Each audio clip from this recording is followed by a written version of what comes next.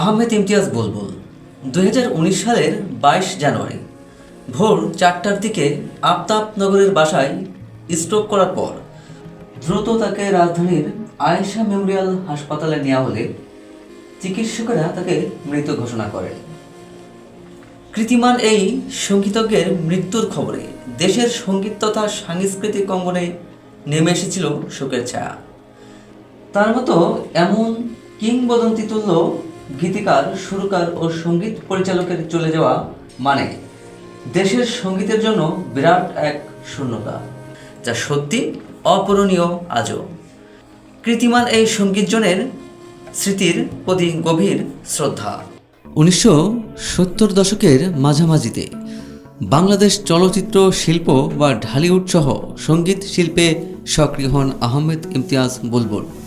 1978 সালে মেঘ বিজলি বাদল সিনেমায় সঙ্গীত পরিচালনার মাধ্যমে চলচ্চিত্রে কাজ শুরু করেন।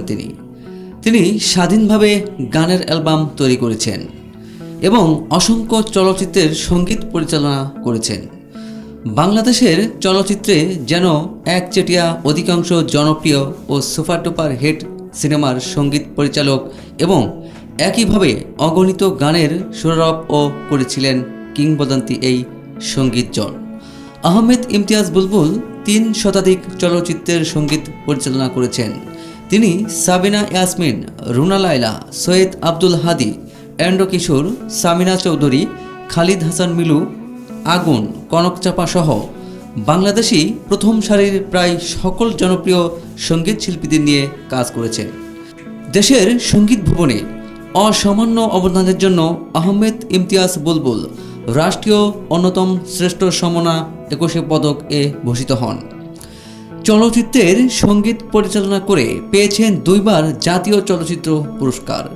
এর মধ্যে শ্রেষ্ঠ সঙ্গীত পরিচালক হিসেবে 1000 বছর ধরে চলচ্চিত্রের জন্য 2005 সালে জাতীয় চলচ্চিত্র পুরস্কার অর্জন করেন তিনি। একইভাবে 2001 সালে প্রেমের তাজমহল চলচ্চিত্রের শ্রেষ্ঠ সঙ্গীত পরিচালক হিসেবে তিনি জাতীয় চলচ্চিত্র পুরস্কারে ভূষিত হন। তিনি রেকর্ড সংখ্যক 11, 12 বাচসাস পুরস্কার লাভ করেছেন।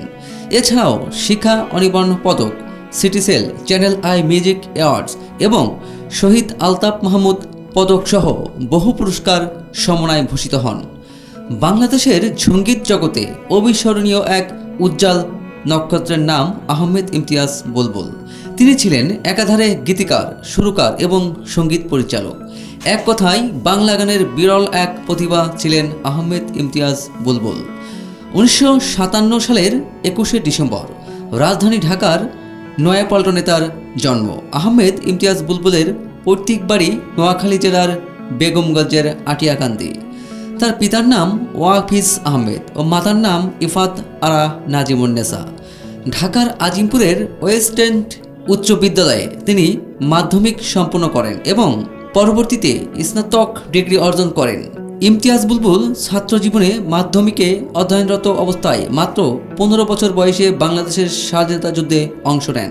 এ সময় তিনি স্বাধীনতা যুদ্ধের 2 নম্বর সেক্টরে মেজর আবু তাহের মোহাম্মদ হায়দারের অধীনে যুদ্ধ করেন।